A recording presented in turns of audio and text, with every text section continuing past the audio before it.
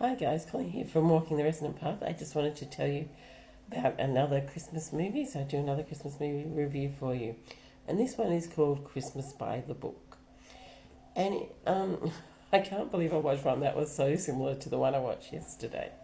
So anyway, Christmas by the Book follows Holly, who is an author who is well known for her Christmas novel called Christmas on Gingerbread Lane. And this is a heartfelt story about her perfect idyllic childhood.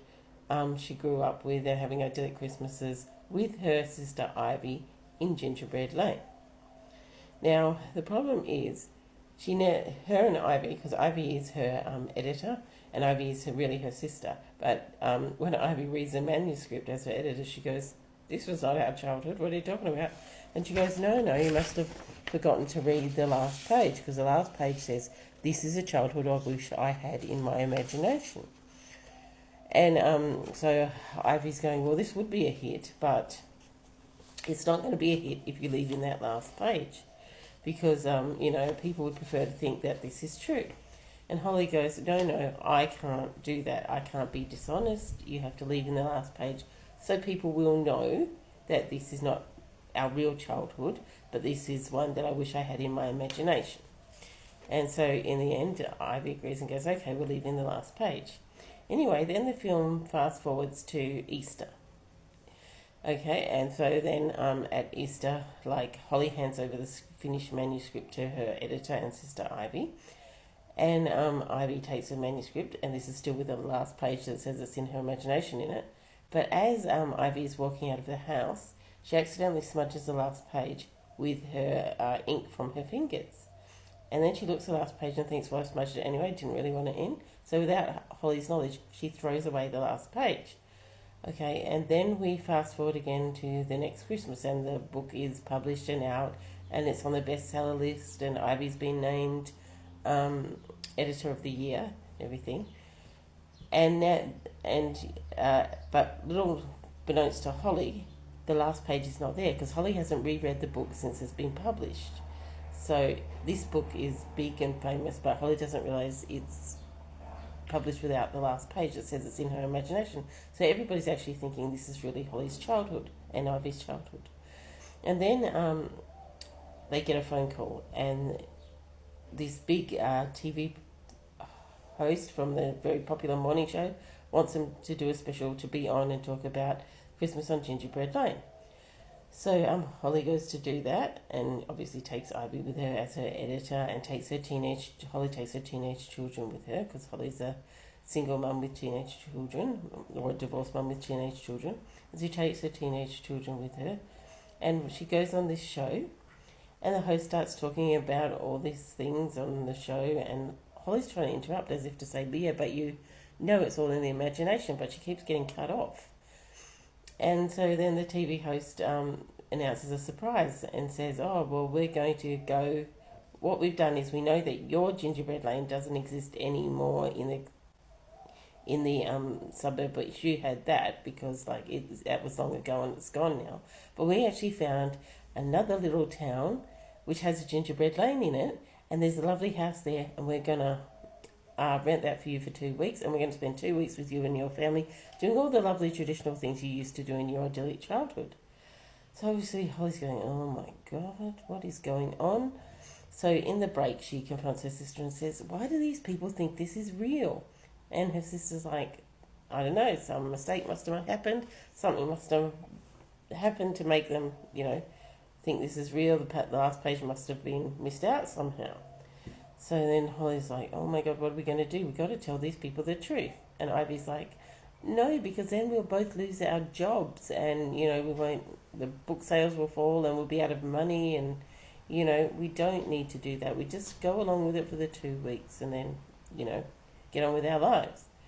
So in the end, Holly reluctantly agrees, and just as a side note, while this TV show thing's going on, there's a producer, and her and the producer have a spark. Holly and the producer have a spark.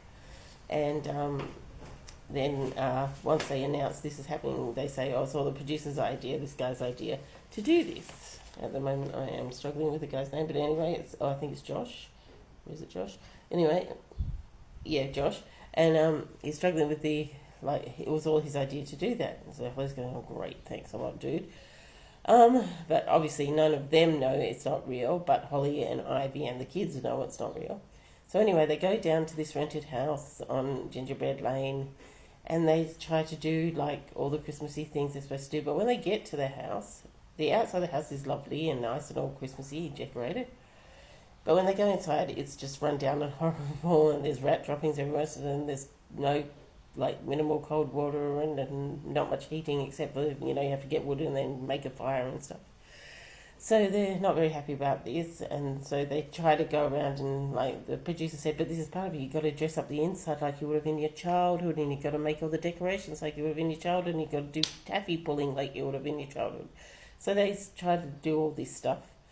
But the problem is that most of the time, everybody's really grumpy and somber in the movie, and it's not that cheerful. Like, the kids don't want to be there. They can't get cell phone service, and they are annoyed that they have to lie about who they are, and then their mum cares about only, or their auntie and their mum care about, them holding up the book and being the kids in the book, and that's not who they really are. So they're grumpy and annoyed for most of the time. Holly is sad and annoyed for most of the time. And honestly, it doesn't have much Christmas cheer in this movie. Anyway, then at one point in it, the children get so annoyed at their mum, they actually leave. They actually go, we're going to spend Christmas with Dad, we're not handling this. So they leave, and this really, really upsets Holly, and she starts to cry. And she's like to her sister, no, now we really have to tell people, because, part of our contract was that the kids would be here to recreate the idyllic Christmas. And Ivy, her sister, still goes, no, we can work around the kids not being here. So when the film crew comes for the final couple of days and the big finale of them having Christmas dinner together, they start to go, the kids are sick, or they're on a walk, or whatever, but they can't keep this up for too long. So eventually the host comes for the final day, and they are about to announce on television that the kids aren't there, because the TV host doesn't even know this yet and has to be told that in a break. And then she goes, well, Holly, you better figure out what to do, because when we go back on, I'm just going to put it all on you. And she does. She goes, okay, Holly, bring out the kids.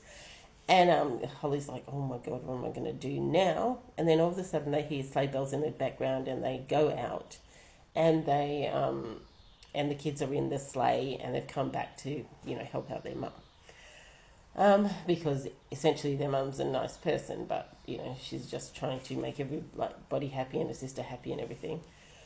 And also then, of course, you have that happy ending, and she makes up with her sister. Well, at first she gets angry with her sister because she finds out her sister threw the last page away on purpose, but then they make up, and also she has this romance with the producer.